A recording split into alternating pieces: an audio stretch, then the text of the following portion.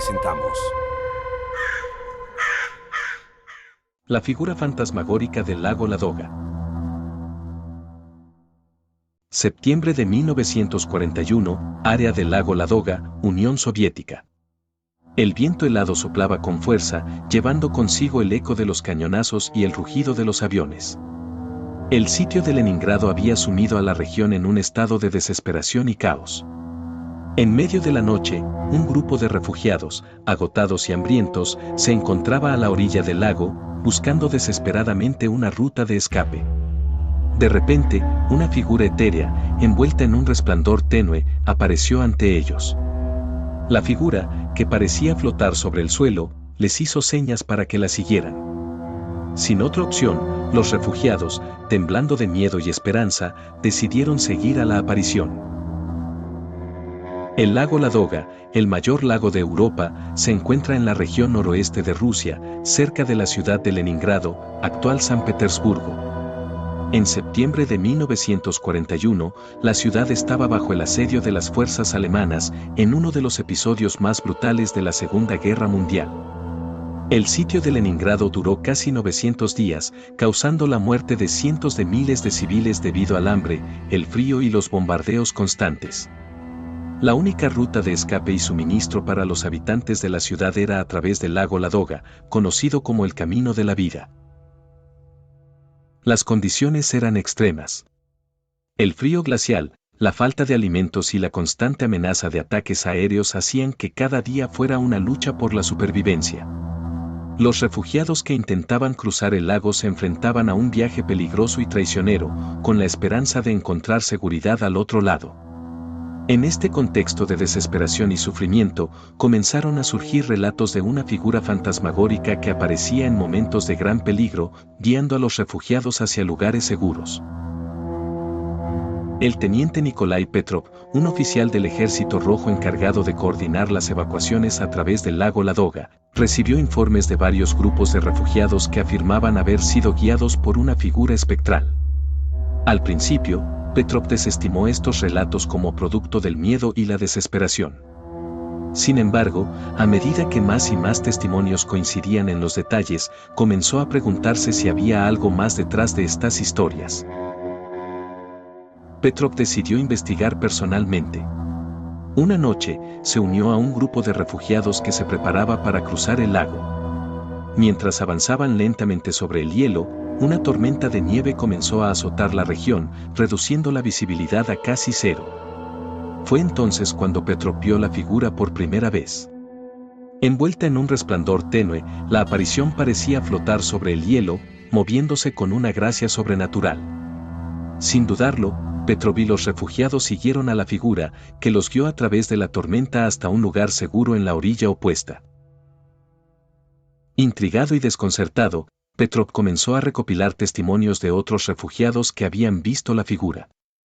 Los relatos eran consistentes, una figura etérea, envuelta en luz, que aparecía en momentos de gran peligro y guiaba a los refugiados hacia la seguridad. Algunos describían la figura como una mujer, mientras que otros la veían como un hombre. Todos coincidían en que la aparición transmitía una sensación de calma y protección. Petrov también consultó con los ancianos de la región, quienes le hablaron de antiguas leyendas sobre espíritus guardianes que protegían a los viajeros en tiempos de peligro. Según estas leyendas, los espíritus aparecían en forma humana para guiar a los perdidos y desamparados hacia lugares seguros. Aunque escéptico por naturaleza, Petrov no pudo evitar sentir que había una conexión entre estas leyendas y los avistamientos recientes. Para profundizar en su investigación, Petrov decidió visitar el monasterio de Balaam, situado en una isla en el lago Ladoga. El monasterio, conocido por su rica historia y sus antiguos manuscritos, podría contener pistas sobre la figura fantasmagórica. Los monjes, aunque inicialmente reticentes, accedieron a mostrarle algunos de sus textos más antiguos. En uno de ellos, Petrov encontró una referencia a un guardián del lago, un espíritu protector que aparecía en tiempos de gran necesidad. Una noche, mientras revisaba los informes en su puesto de mando, Petrov recibió una visita inesperada. Un hombre mayor, con el rostro marcado por las arrugas y los ojos llenos de sabiduría, pidió hablar con él. El hombre, que se presentó como Iván, afirmó haber visto la figura en varias ocasiones a lo largo de su vida. No es un espíritu cualquiera, dijo Iván en un susurro. Es el alma de alguien que sacrificó todo por proteger a los suyos. Su misión no ha terminado. Petrov, intrigado pero aún escéptico, decidió escuchar la historia de Iván. Lo que el anciano reveló dejó a Petrov con más preguntas que respuestas y una sensación de que el misterio era mucho más profundo de lo que había imaginado. Mientras la guerra continuaba y el sitio de Leningrado se volvía cada vez más desesperado, Petrov sabía que debía descubrir la verdad detrás de la figura fantasmagórica del lago Ladoga. El teniente Nikolai Petrov no podía dejar de pensar en las revelaciones de Iván y los antiguos manuscritos del monasterio de Balaam. La idea de que la figura fantasmagórica fuera el espíritu de alguien que había sacrificado todo por proteger a los suyos era fascinante, pero también inquietante. Decidido a llegar al fondo del misterio, Petrov organizó una reunión con sus superiores para discutir sus hallazgos. Sin embargo, antes de que pudiera presentar su informe, las luces volvieron a aparecer, esta vez en plena luz del día. Los habitantes de los alrededores del lago Ladoga miraban al cielo con asombro mientras la figura se movía entre los árboles, guiando a un grupo de refugiados hacia un lugar seguro. La aparición diurna de la figura provocó una ola de rumores y especulaciones entre la población y las tropas. Algunos creían que era un ángel enviado por Dios para protegerlos, mientras que otros pensaban que era el espíritu de un antiguo guerrero ruso. Petrov, por su parte, continuó su investigación, entrevistando a más testigos y recopilando cualquier información disponible. Descubrió que la figura no solo aparecía durante los bombardeos, sino también en momentos de gran tensión y peligro para los refugiados. Un soldado relató cómo había visto la figura durante una incursión nocturna alemana y cómo ésta había guiado a su unidad a un lugar seguro. Mientras tanto, los bombardeos continuaban y la situación en Leningrado se volvía cada vez más desesperada. La moral de las tropas y la población civil estaba al límite y la incertidumbre sobre la figura solo añadía más tensión. Petrov sabía que necesitaba respuestas, y rápido. Decidió contactar con un antiguo colega, el profesor Dmitry Ivanov, un experto en fenómenos paranormales y mitología rusa. Ivanov, intrigado por los informes, aceptó viajar a la región para ayudar en la investigación. La llegada de Ivanov trajo una nueva perspectiva al misterio. Después de revisar los informes y los manuscritos antiguos, Ivanov sugirió que la figura podría ser una manifestación de una energía desconocida, algo que la ciencia moderna aún no podía explicar. Sin embargo, también advirtió que esta energía podría ser peligrosa si no se manejaba correctamente. Mientras tanto, Petrov y Ivanov continuaron su investigación, descubriendo más relatos históricos de figuras fantasmagóricas en la región del lago Ladoga. Una noche, mientras exploraban una cueva en la orilla del lago, encontraron una serie de inscripciones antiguas en las paredes. Las inscripciones, en un idioma desconocido, parecían describir un ritual para invocar a la figura. Ivanov, emocionado, sugirió que intentaran realizar el ritual para ver si podían comunicarse con la entidad detrás de la figura. Petrov, aunque escéptico, aceptó la propuesta y juntos comenzaron a preparar el ritual. El ritual se llevó a cabo en una noche sin luna, en lo profundo de la cueva. Petrov e Ivanov, junto con Iván y algunos soldados de confianza, siguieron las instrucciones de las inscripciones, recitando las palabras antiguas y realizando los gestos descritos. Al principio, no ocurrió nada, pero de repente, la figura apareció en la cueva, brillando con una intensidad cegadora. Petrov sintió una presencia abrumadora, como si una inteligencia antigua y poderosa estuviera observándolos. La figura comenzó a comunicarse, no con palabras, sino con imágenes y sensaciones. Petrov y los demás vieron visiones de la historia de la región, de invasiones y batallas, y de cómo la figura había protegido a los habitantes a lo largo de los siglos. También vieron una advertencia: la figura estaba allí para proteger, pero si se abusaba de su poder, podría volverse en contra de aquellos que intentaban controlarla. Con esta revelación, Petrov comprendió que la figura no era simplemente un fenómeno natural o una leyenda, sino algo mucho más antiguo y poderoso. Las visiones mostraron a Petrov y a su equipo imágenes de un pasado lejano, donde civilizaciones antiguas habían intentado controlar el poder de la figura, solo para ser destruidas por su arrogancia. Vieron cómo la figura había guiado a los habitantes de la región a través de desastres naturales, invasiones y guerras, siempre protegiendo a aquellos que respetaban su poder.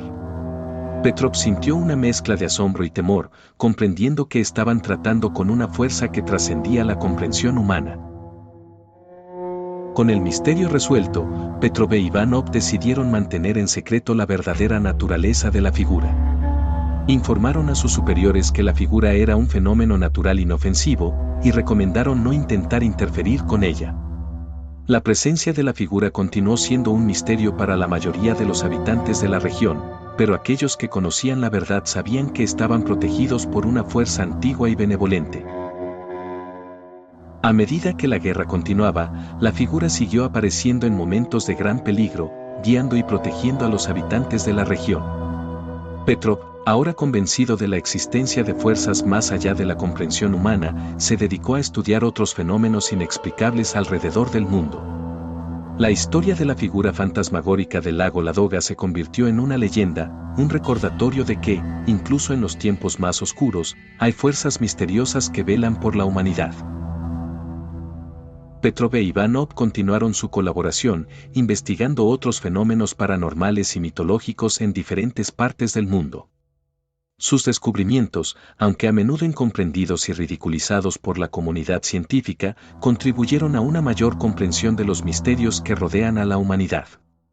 La historia de la figura fantasmagórica del lago Ladoga se convirtió en un símbolo de esperanza y protección, un recordatorio de que, incluso en los momentos más oscuros, hay fuerzas que velan por el bienestar de la humanidad. La región del lago Ladoga, con su rica historia y su guardián luminoso, siguió siendo un lugar de misterio y fascinación.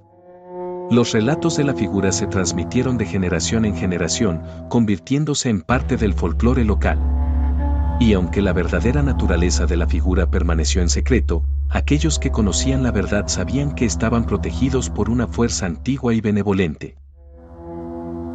A lo largo de los años, Petrov e Ivanov publicaron varios libros y artículos sobre sus investigaciones, aunque siempre mantuvieron en secreto los detalles más sensibles. Sus trabajos inspiraron a una nueva generación de investigadores y entusiastas de lo paranormal, quienes continuaron explorando los misterios del mundo con una mente abierta y un espíritu inquisitivo. La historia de la figura fantasmagórica del lago Ladoga se convirtió en un caso emblemático, estudiado y debatido por expertos y aficionados por igual. En última instancia, la historia de la figura fantasmagórica del lago Ladoga nos recuerda que, aunque la ciencia y la tecnología han avanzado enormemente, todavía hay muchos misterios en el mundo que desafían nuestra comprensión. Y quizás, en esos misterios, encontramos una conexión con algo más grande y antiguo que nosotros mismos, algo que nos protege y guía en los momentos más oscuros.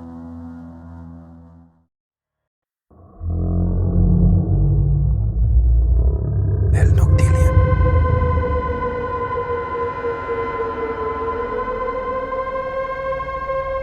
Hoy presentamos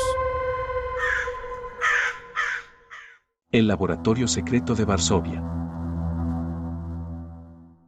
Abril de 1942, Varsovia, Polonia. En medio de la penumbra del gueto, el agente clandestino Jakub Kowalski avanzaba con cautela por un estrecho pasadizo subterráneo. La humedad y el olor a moho impregnaban el aire, pero lo que encontró al final del túnel fue mucho más perturbador. Ante sus ojos se desplegaba un laboratorio clandestino nazi, repleto de equipos científicos y documentos esparcidos. En el centro de la sala, una camilla con correas de cuero y manchas de sangre seca. Jakub sintió un escalofrío recorrer su espalda. ¿Qué experimentos inhumanos se llevaban a cabo aquí? Varsovia, bajo la ocupación nazi, era un lugar de desesperación y resistencia. El gueto, creado en 1940, albergaba a cientos de miles de judíos en condiciones inhumanas. La ciudad, dividida y vigilada, era un hervidero de tensión y miedo. En este entorno opresivo, La resistencia polaca luchaba por sobrevivir y sabotear al enemigo. Jakub, miembro de la resistencia, había descubierto el túnel por accidente mientras buscaba una ruta de escape para los habitantes del gueto. El gueto de Varsovia era un lugar de sufrimiento indescriptible. Las calles estrechas y abarrotadas estaban llenas de personas desesperadas, luchando por sobrevivir día a día. La comida escaseaba y las enfermedades se propagaban rápidamente.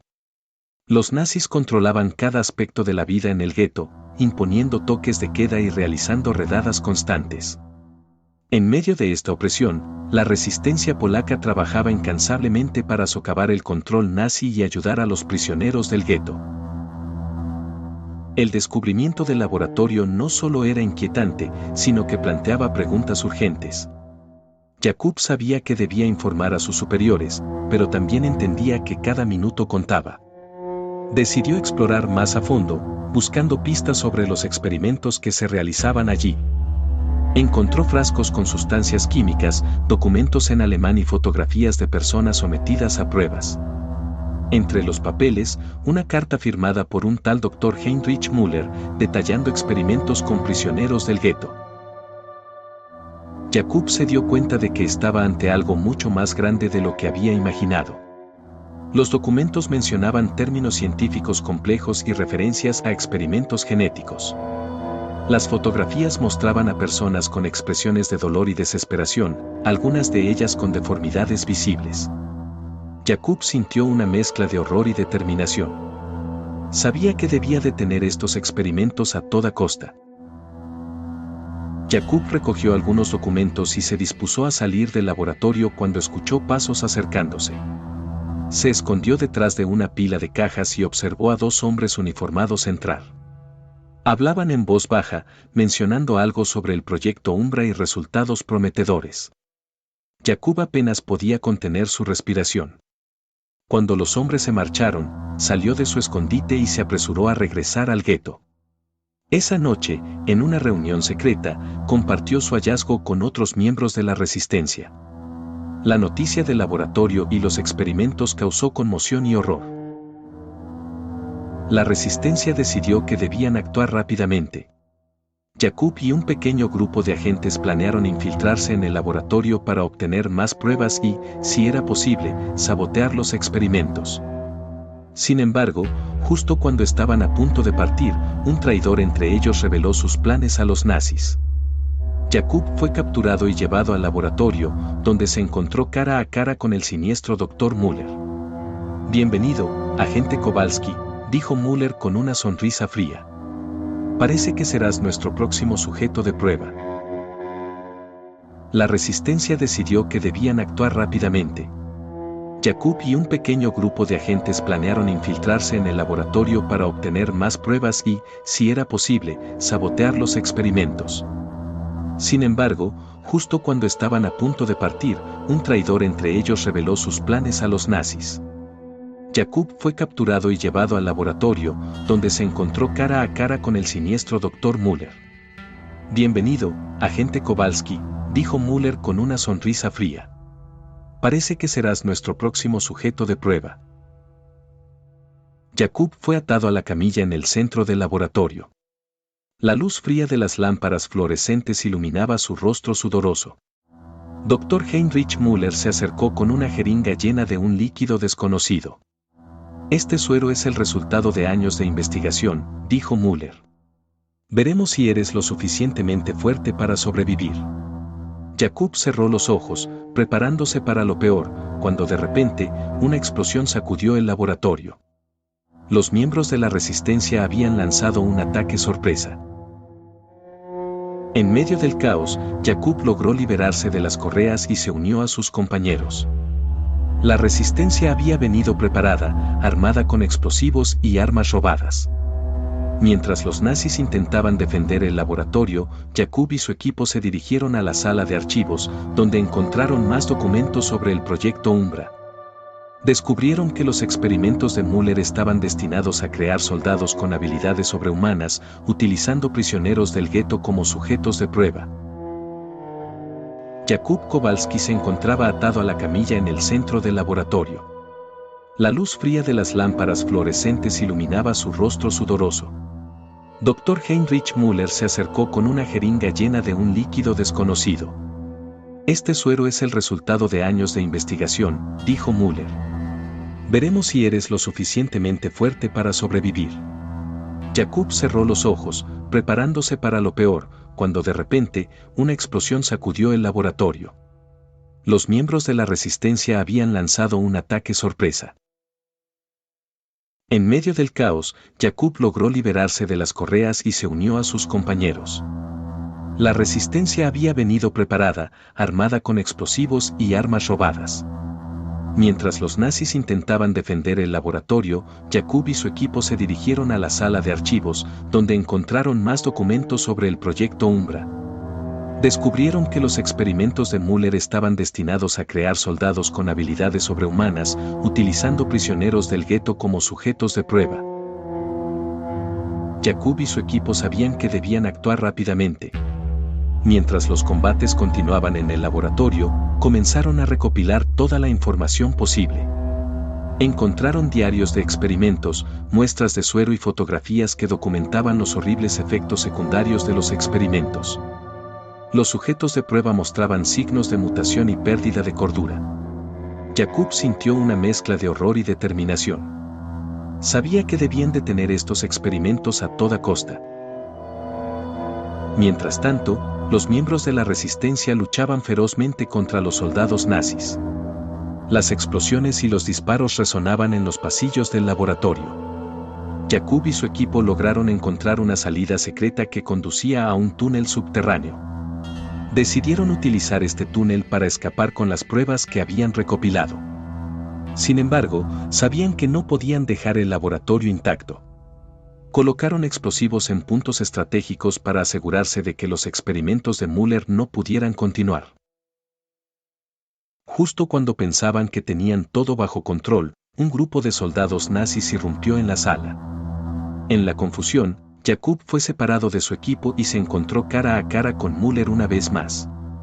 No puedes detener lo inevitable, dijo Müller, revelando un dispositivo que emitía una luz cegadora. Jakub sintió un dolor intenso y perdió el conocimiento. Cuando despertó, se encontraba en un lugar desconocido, rodeado de figuras encapuchadas que hablaban en un idioma extraño.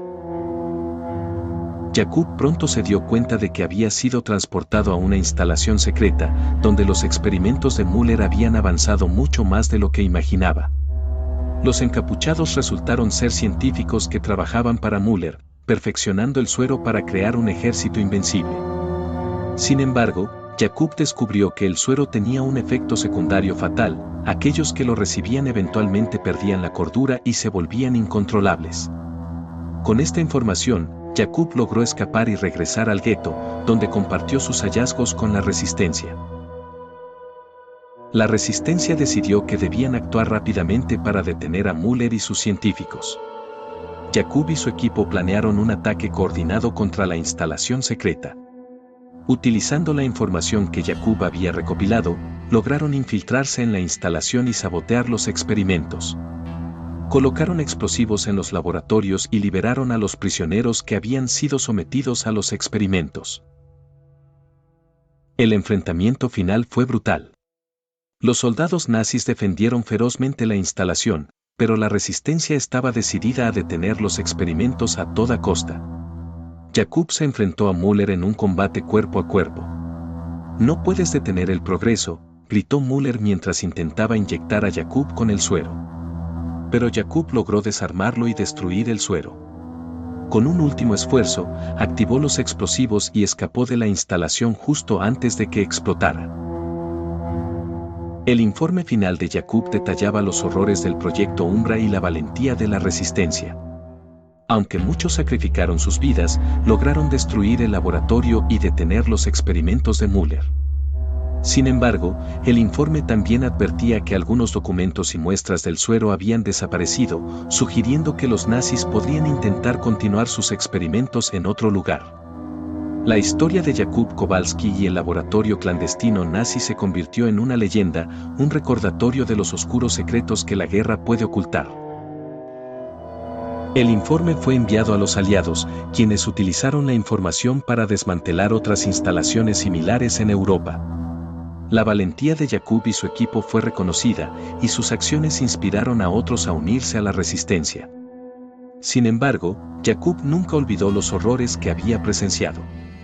Sabía que la lucha contra la oscuridad no había terminado, y que debía seguir luchando para asegurar un futuro libre de los horrores de la guerra.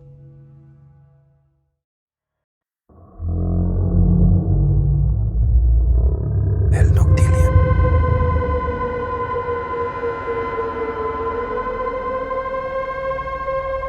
Hoy presentamos Las luces de Pearl Harbor. Diciembre de 1941, Pearl Harbor, Hawái. En las horas previas al devastador ataque japonés, el marinero estadounidense Jack Thompson, asignado al USS Arizona, observó algo que lo dejó perplejo.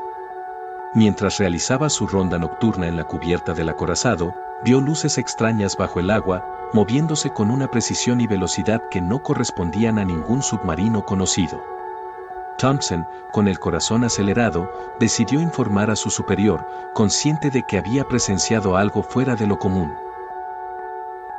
Pearl Harbor, en diciembre de 1941, era una base naval vital para la flota del Pacífico de los Estados Unidos. La tensión en el Pacífico había ido en aumento, y aunque había rumores de un posible ataque japonés, la vida en la base continuaba con una rutina aparentemente normal. Los marineros y oficiales realizaban sus tareas diarias, manteniendo los buques y equipos en estado de alerta, pero sin una sensación de inminente peligro. El USS Arizona, un acorazado de la clase Pennsylvania, estaba anclado en el puerto junto a otros buques de guerra. La noche del 6 de diciembre, la base estaba tranquila, con solo el sonido ocasional de las olas y el murmullo de los marineros en sus rondas. Fue en este ambiente de aparente calma que Thompson vio las luces bajo el agua, un fenómeno que no podía explicar. Thompson, aún impactado por lo que había visto, decidió informar a su superior inmediato, el teniente Robert Harris. Harris, un oficial experimentado y escéptico por naturaleza, escuchó el relato de Thompson con atención. ¿Estás seguro de lo que viste, marinero?, preguntó Harris, frunciendo el ceño. Podría haber sido un reflejo o algún tipo de equipo de buceo. Thompson insistió en que las luces no eran reflejos ni equipos de buceo. Se movían demasiado rápido y de manera demasiado precisa, dijo. No era algo natural. Harris, aunque dudoso, decidió investigar más a fondo. Juntos, se dirigieron al puente de mando para informar al capitán del USS Arizona, el capitán Franklin Van Valkenburg. El capitán Van Valkenburg, un hombre de gran experiencia y calma bajo presión, escuchó el informe de Thompson y Harris. Podría ser un submarino enemigo, dijo, considerando todas las posibilidades. Debemos estar en alerta máxima. Harris, organiza una patrulla de reconocimiento y asegúrate de que todos los sistemas de defensa estén listos. A medida que la patrulla de reconocimiento se preparaba para investigar las luces, la tensión en el USS Arizona aumentaba. Los marineros, conscientes de la posibilidad de un ataque, se movían con rapidez y eficiencia. Thompson, aún preocupado por lo que había visto, se unió a la patrulla, decidido a descubrir la verdad. La patrulla, equipada con focos y equipos de sonar, comenzó a explorar las aguas alrededor del USS Arizona. Sin embargo, no encontraron rastro de las luces. El sonar no detectó ningún submarino ni objeto extraño. Harris, frustrado, decidió ampliar la búsqueda a otras áreas del puerto. Mientras tanto, Thompson no podía sacarse de la cabeza las luces que había visto. Decidió hablar con otros marineros y oficiales, buscando cualquier información que pudiera ayudar a explicar el fenómeno. Descubrió que algunos marineros habían oído rumores sobre avistamientos similares en otras partes del Pacífico, pero nadie tenía una explicación clara. La búsqueda de la patrulla continuó hasta altas horas de la noche, pero no encontraron nada. Harris, agotado y frustrado, decidió regresar al USS Arizona. No hay rastro de esas luces, dijo a Thompson. Podría haber sido cualquier cosa. Pero mantendremos la vigilancia. Thompson, aunque decepcionado, sabía que había visto algo real. Decidió seguir investigando por su cuenta, decidido a descubrir la verdad. Esa noche, mientras el USS Arizona se preparaba para otro día de rutina, Thompson no podía dejar de pensar en las luces bajo el agua y en lo que podrían significar. La primera parte de la investigación de Thompson había revelado más preguntas que respuestas. ¿Qué eran realmente las luces que había visto? ¿Eran una señal de un ataque inminente o algo más misterioso? Thompson sabía que debía continuar su investigación, pero también que cada paso lo acercaba más a un peligro desconocido. La mañana del 7 de diciembre de 1941, Pearl Harbor despertó con una aparente calma. Sin embargo, para el marinero Jack Thompson, la inquietud de la noche anterior seguía presente. Las luces extrañas bajo el agua no dejaban de rondar su mente. Decidido a encontrar respuestas, Thompson se dirigió al teniente Robert Harris para discutir sus próximos pasos. Harris, aunque escéptico, reconoció la determinación de Thompson y decidió apoyarlo en su investigación. Mientras tanto, el capitán Franklin Van Valkenburg ordenó que se mantuviera una vigilancia constante en el puerto. La posibilidad de un ataque enemigo no podía ser descartada, y todos los sistemas de defensa debían estar listos. Thompson y Harris comenzaron a revisar los registros de sonar y las bitácoras de los últimos días, buscando cualquier indicio de actividad inusual. A medida que avanzaba la mañana, Thompson y Harris descubrieron algo inquietante. Los registros de sonar mostraban picos de actividad en las horas previas a la aparición de las luces. Estos picos no correspondían a ningún submarino conocido ni a movimientos de buques aliados. Harris, cada vez más preocupado, decidió ampliar la búsqueda y consultar a otros expertos en la base. El teniente comandante William Anderson, un experto en comunicaciones navales, fue llamado para revisar los registros. Anderson, conocido por su meticulosidad y conocimiento técnico, quedó intrigado por los datos. Estos picos de actividad no son normales, dijo Anderson, ajustándose las gafas. Podrían ser señales de algún tipo de tecnología desconocida. Mientras tanto, Thompson continuó hablando con otros marineros y oficiales. Descubrió que algunos de ellos habían oído rumores sobre avistamientos similares en otras partes del Pacífico. Un marinero mencionó haber visto luces extrañas cerca de la isla de Midway, mientras que otro habló de un incidente en las Filipinas. Aunque no había pruebas concretas, los relatos eran inquietantemente similares. Justo cuando Thompson y Harris pensaban que estaban cerca de descubrir algo importante, ocurrió lo impensable. A las 7:55 de la mañana, Pearl Harbor fue atacado por aviones japoneses. El sonido de las explosiones y los disparos resonó en toda la base, y el caos se desató. El USS Arizona fue uno de los primeros buques en ser alcanzado, y Thompson se encontró en medio de una batalla desesperada por sobrevivir. A pesar del caos, Thompson no podía dejar de pensar en las luces bajo el agua. ¿Habían sido una señal de advertencia? ¿Habían estado relacionadas de alguna manera con el ataque? Mientras ayudaba a sus compañeros heridos y luchaba por mantener la calma, Thompson decidió que debía encontrar respuestas, sin importar el costo. Después del ataque, Pearl Harbor quedó en ruinas. El USS Arizona se hundió, llevándose consigo a muchos de sus tripulantes. Thompson, aunque herido, logró sobrevivir. Fue trasladado a un hospital de campaña, donde recibió atención médica. A pesar de sus heridas, su determinación de descubrir la verdad no disminuyó. Mientras se recuperaba en el hospital, Thompson fue visitado por el teniente comandante Anderson.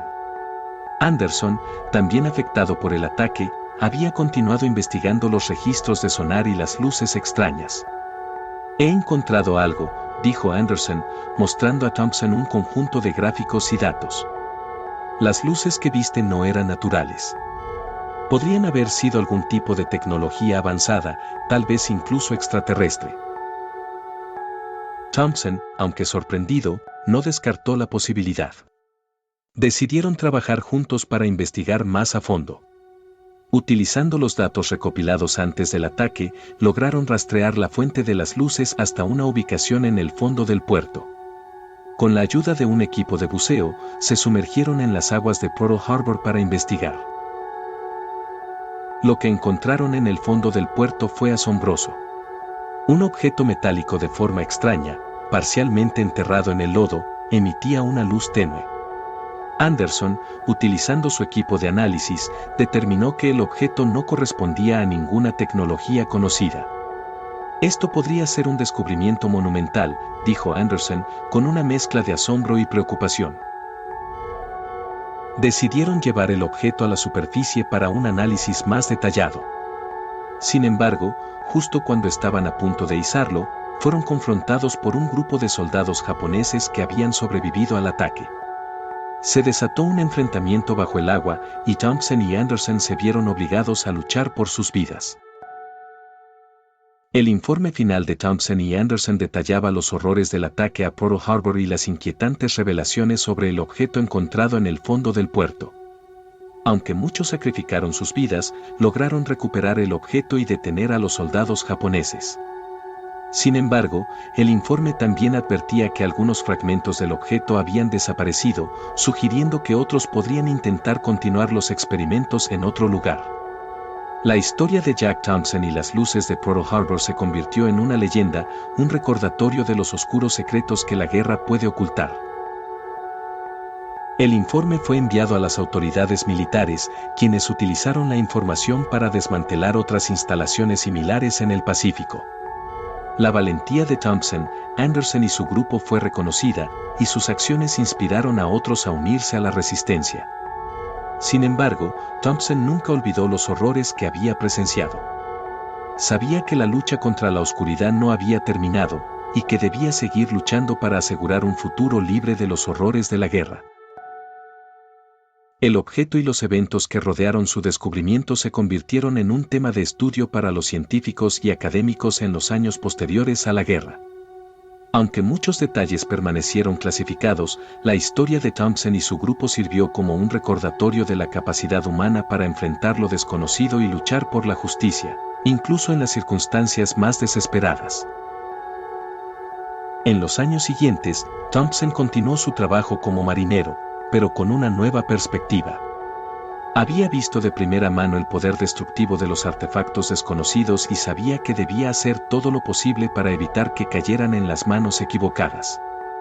Su experiencia en Pearl Harbor lo había cambiado para siempre y estaba decidido a utilizar su posición para proteger a la humanidad de las fuerzas oscuras que acechaban en las sombras. La historia de las luces de Pearl Harbor se convirtió en una leyenda, contada y recontada por generaciones. Aunque muchos detalles se perdieron en el tiempo, la valentía y determinación de Thompson y su grupo permanecieron como un testimonio de la lucha contra lo desconocido. Y aunque el objeto había sido recuperado, su legado perduraba, recordando a todos que la verdadera batalla no era solo contra los enemigos visibles, sino también contra las fuerzas invisibles que amenazaban con desestabilizar el mundo.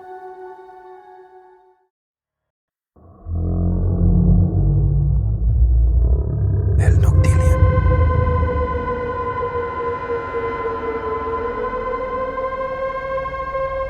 Hoy presentamos El Proyecto Uranio. Agosto de 1944, Berlín, Alemania. En una noche oscura y tormentosa, el cuerpo sin vida del Dr. Klaus Reinhardt, un científico clave del Proyecto Uranio, fue encontrado en su laboratorio. La escena era macabra, el cadáver yacía en el suelo, rodeado de papeles esparcidos y equipos científicos destrozados. Lo más desconcertante era la expresión de terror en el rostro del Dr. Reinhardt y las marcas de quemaduras inexplicables en su cuerpo. El oficial de la Gestapo, Hans Müller, fue asignado para investigar este misterioso asesinato. Berlín, en el verano de 1944, era una ciudad en el corazón del Tercer Reich, pero también un lugar de creciente tensión y paranoia. La guerra estaba en su punto álgido, y los bombardeos aliados eran una amenaza constante. El Proyecto Uranio, el programa secreto de Alemania para desarrollar armas nucleares, era de vital importancia para el esfuerzo bélico nazi. Los científicos que trabajaban en el proyecto eran vigilados de cerca, y cualquier indicio de sabotaje o espionaje era tratado con la máxima severidad.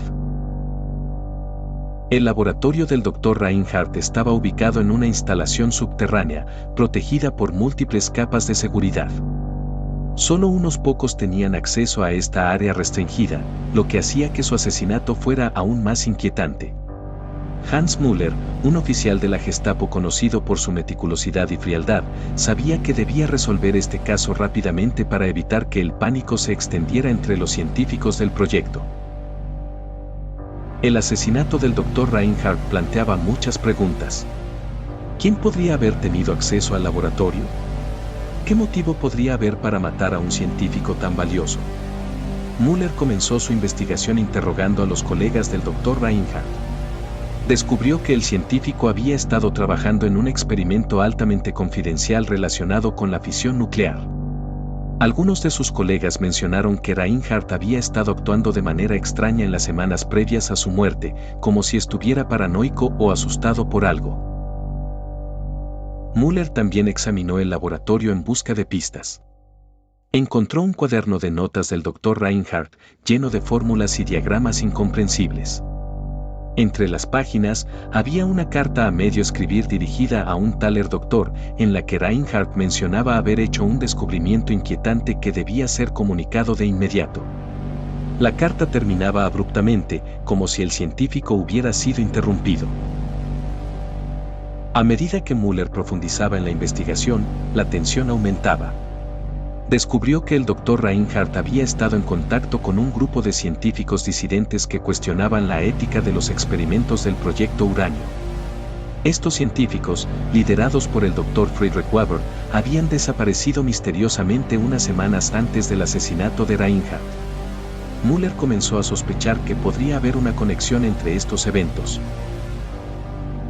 Además, Müller encontró informes de avistamientos de luces extrañas en el cielo cerca de la instalación subterránea. Algunos guardias afirmaban haber visto figuras sombrías merodeando por los alrededores durante la noche. Aunque estos testimonios parecían inverosímiles, Müller no podía ignorarlos. Decidió seguir todas las pistas, por más descabelladas que parecieran. Müller también descubrió que el Dr. Reinhardt había estado investigando un mineral raro conocido como uranio negro, que supuestamente tenía propiedades únicas. Este mineral había sido encontrado en una mina abandonada en las montañas de Ars, y Reinhardt había estado obsesionado con sus posibles aplicaciones en la fisión nuclear. Müller decidió visitar la mina para buscar más pistas. La visita a la mina de Ars resultó ser reveladora. Müller encontró un laboratorio improvisado en una cueva oculta, con equipos científicos y muestras de uranio negro. Entre los documentos, había una carta del Dr. Weber dirigida a Reinhardt, en la que mencionaba que el uranio negro tenía propiedades que desafiaban las leyes de la física conocidas. Weber advertía que el uso de este mineral podría tener consecuencias impredecibles y peligrosas. Justo cuando Müller estaba a punto de salir de la cueva, escuchó un ruido detrás de él. Se dio la vuelta y vio a una figura encapuchada que lo observaba desde la oscuridad. Antes de que pudiera reaccionar, la figura desapareció en las sombras. Müller sintió un escalofrío recorrer su espalda. Sabía que estaba cerca de descubrir algo importante, pero también que estaba en peligro. La primera parte de la investigación de Müller había revelado más preguntas que respuestas. ¿Qué había descubierto el Dr. Reinhardt sobre el uranio negro? ¿Quién estaba detrás de su asesinato? Y, lo más inquietante, ¿qué papel jugaban las luces extrañas y las figuras sombrías en este misterio? Müller sabía que debía continuar su investigación, pero también que cada paso lo acercaba más a un peligro desconocido. Hans Müller regresó a Berlín con una sensación de urgencia. La visita a la mina de Ars había revelado información crucial, pero también había planteado nuevas preguntas. Decidido a desentrañar el misterio, Müller se dirigió directamente a la oficina de su superior, el Obergruppenführer Heinrich Himmler, para informar sobre sus hallazgos. Himmler, conocido por su interés en lo oculto y lo paranormal, escuchó con atención mientras Müller describía el uranio negro y las advertencias del Dr. Weber. Debemos investigar más a fondo, dijo Himmler, con una mirada calculadora. Este uranio negro podría ser la clave para ganar la guerra, pero también podría ser una amenaza si cae en las manos equivocadas. Müller, tienes carta blanca para continuar tu investigación. Encuentra a esos científicos disidentes y descubre qué sabían. Müller comenzó a rastrear a los científicos desaparecidos, siguiendo pistas que lo llevaron a varios lugares de Berlín. Descubrió que el Dr. Weber y su grupo habían estado trabajando en secreto para sabotear el proyecto uranio desde dentro. Habían dejado una serie de mensajes cifrados en lugares estratégicos que Müller logró descifrar con la ayuda de un experto en criptografía de la Gestapo. Los mensajes revelaban que Weber y su grupo habían descubierto algo aterrador sobre el uranio negro. No solo tenía propiedades nucleares, sino que también parecía tener una conexión con fenómenos paranormales. Los científicos habían observado que el mineral emitía una energía extraña que afectaba la mente humana, causando alucinaciones y comportamientos erráticos. Temiendo que los nazis utilizaran esta energía para crear armas de control mental, Weber y su grupo habían decidido destruir todas las muestras de uranio negro y desaparecer. Müller también encontró testimonios de personas que afirmaban haber visto figuras sombrías y luces extrañas cerca de los lugares donde se almacenaba el uranio negro. Estos testimonios coincidían con los informes de los guardias de la instalación subterránea. Aunque Müller era escéptico por naturaleza, no podía ignorar la creciente evidencia de que algo fuera de lo común estaba ocurriendo.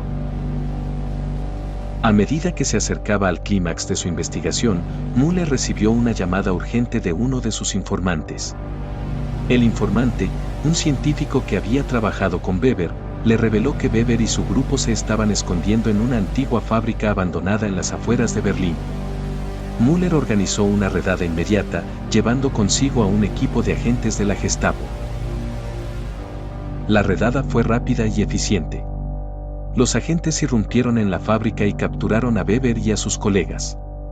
Sin embargo, justo cuando Müller pensaba que había resuelto el caso, Weber hizo una revelación impactante. No somos los únicos interesados en el uranio negro, dijo Weber, con una expresión de desesperación. Hay otros, seres de otro mundo que también lo buscan. Hemos visto sus naves y hemos sentido su presencia. Ellos son los que mataron a Reinhardt. Müller quedó atónito. La idea de seres extraterrestres involucrados en el proyecto uranio era difícil de aceptar, pero Weber hablaba con una convicción que no podía ser ignorada. Decidió llevar a Weber y a su grupo a un lugar seguro para interrogarlos más a fondo. Durante el interrogatorio, Weber y sus colegas proporcionaron detalles escalofriantes sobre sus encuentros con los supuestos extraterrestres. Describieron cómo habían visto luces brillantes en el cielo y figuras humanoides que parecían desmaterializarse y reaparecer a voluntad. También mencionaron que los extraterrestres parecían estar interesados en el uranio negro por sus propiedades únicas. Müller, aunque escéptico, no podía ignorar la coherencia de los testimonios. Decidió llevar a Weber y a su grupo de regreso a la mina de Ars para investigar más a fondo. Al llegar, encontraron la cueva en un estado de caos, como si hubiera sido saqueada recientemente. Sin embargo, lograron recuperar algunas muestras de uranio negro y documentos que habían sido escondidos por Weber. Mientras examinaban los documentos, Müller y su equipo descubrieron una serie de coordenadas que parecían indicar la ubicación de otros depósitos de uranio negro en Europa. Decidieron seguir estas pistas, con la esperanza de encontrar más respuestas. Sin embargo, justo cuando estaban a punto de partir, fueron atacados por un grupo de soldados nazis que habían sido enviados para recuperar el uranio negro. El enfrentamiento fue feroz, pero Müller y su equipo lograron escapar con las muestras y los documentos. Sabían que debían actuar rápidamente para evitar que el uranio negro cayera en manos de los nazis. Decidieron destruir las muestras y enviar los documentos a los aliados, con la esperanza de que pudieran utilizar la información para detener el proyecto uranio. El informe final de Müller detallaba los horrores del proyecto uranio y las inquietantes revelaciones sobre el uranio negro. Aunque muchos sacrificaron sus vidas, lograron destruir las muestras y detener los experimentos de Müller. Sin embargo, el informe también advertía que algunos documentos y muestras del uranio negro habían desaparecido, sugiriendo que los nazis podrían intentar continuar sus experimentos en otro lugar. La historia de Hans Müller y el proyecto uranio se convirtió en una leyenda, un recordatorio de los oscuros secretos que la guerra puede ocultar. El informe fue enviado a los aliados, quienes utilizaron la información para desmantelar otras instalaciones similares en Europa. La valentía de Müller y su equipo fue reconocida, y sus acciones inspiraron a otros a unirse a la resistencia. Sin embargo, Müller nunca olvidó los horrores que había presenciado. Sabía que la lucha contra la oscuridad no había terminado, y que debía seguir luchando para asegurar un futuro libre de los horrores de la guerra. Las preguntas no terminan aquí, y nuestra búsqueda tampoco. Si este relato te mostró algo que nunca esperaste descubrir, entonces estás en el lugar correcto. Recuerda suscribirte, activar las notificaciones y compartir esta historia con quienes, como tú, buscan lo desconocido. Aquí, el misterio siempre encuentra su voz. Hasta la próxima, donde lo inexplicable volverá a ser nuestro punto de partida.